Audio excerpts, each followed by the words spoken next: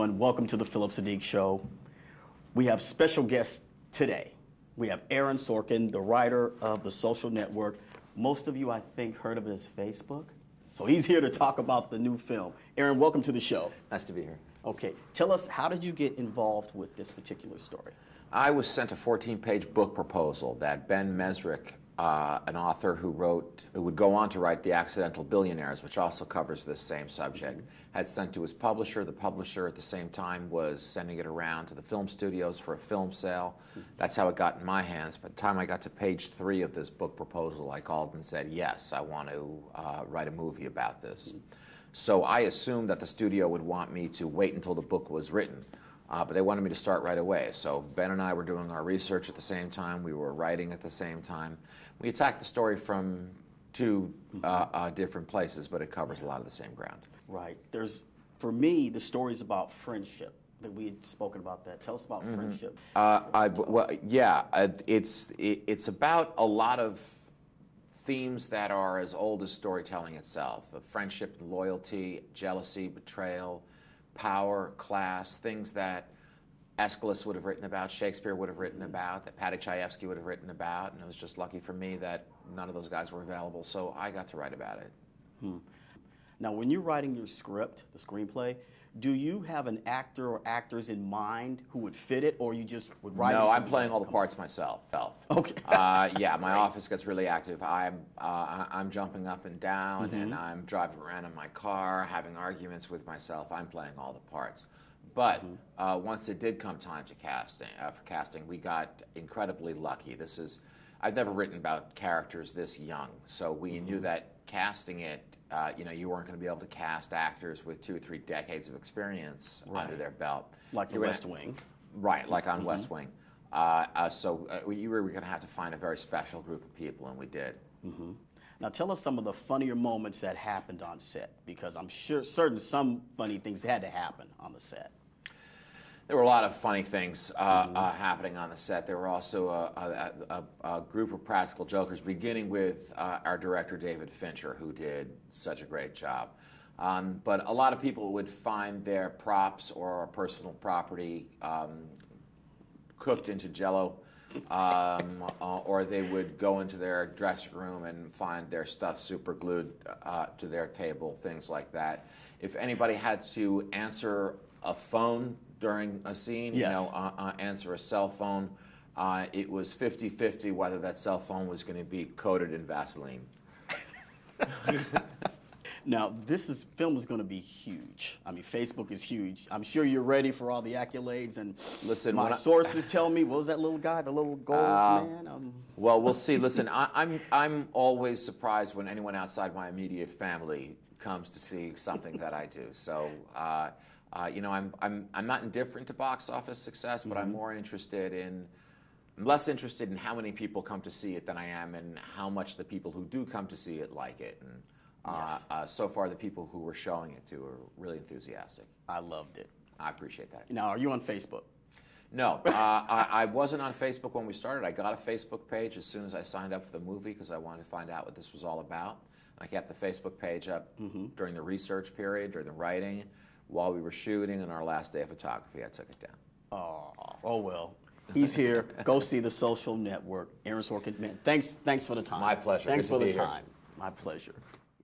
Hello, everyone. Welcome to the Phillip Siddiq Show. We're here, The Social Network. You know that little film about Facebook? That huge film about Facebook.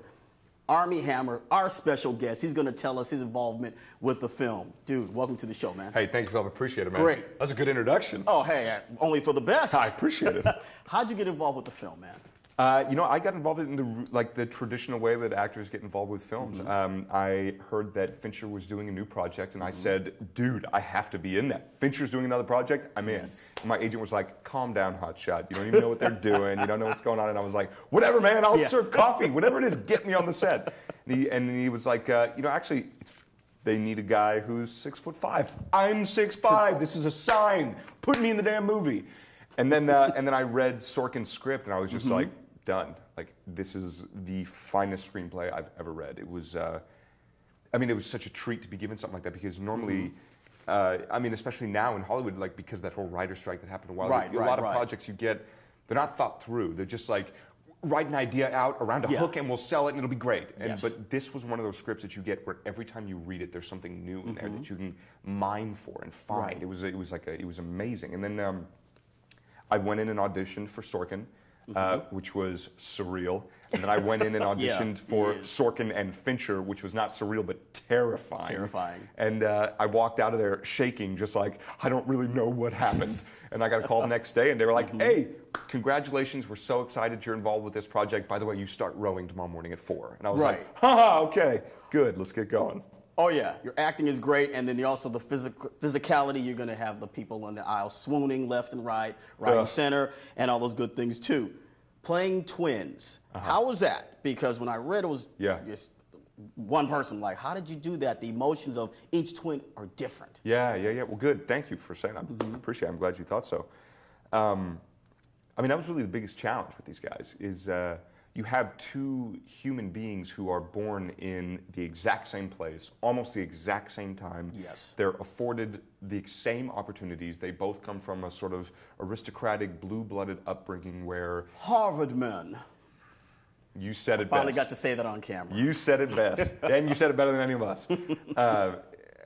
But the challenge was... It's so easy to take a character like these two guys and turn them into a person where the audience will watch and just go, I don't like those guys. Those guys are douchebags. Right. And these guys are living and they're bigger than me, so I didn't really want to do that to them.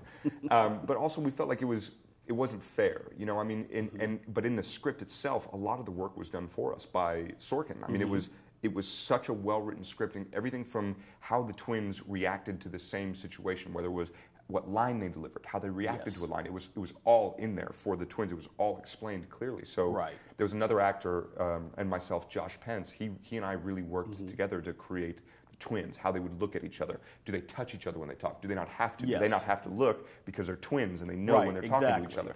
All those things were stuff that we had to figure out prior to production so that we could bring it on the day and hopefully make them look like real twins. It was great because I have twins. I have a boy and a girl, and I know exactly that little look, and they... And they know. Yeah. So I was like, okay. How do you find the connection is between like a male twin and a female twin as opposed to like two females or one male? Yeah, they have their differences. Yeah. Because of that same fact. He's a guy, she's a girl. Yeah. But still, they have that still, you know, well, we're going to keep this from Would they rather hang out with each other than anyone else? They're 16 now. So they each have their own little group. Okay, they're individually, but they're still in a big group. Yeah, okay, that makes sense. That makes sense. The boys hang with the girls and all that kind of stuff. So Armie Hammer, dude, thanks for coming on the show, man. Hey. And fantastic. Thank you very much, man. Fantastic. I appreciate the good questions and the compliments, man. Oh, are you kidding me? Please, I'm in royalty here, okay? Royalty.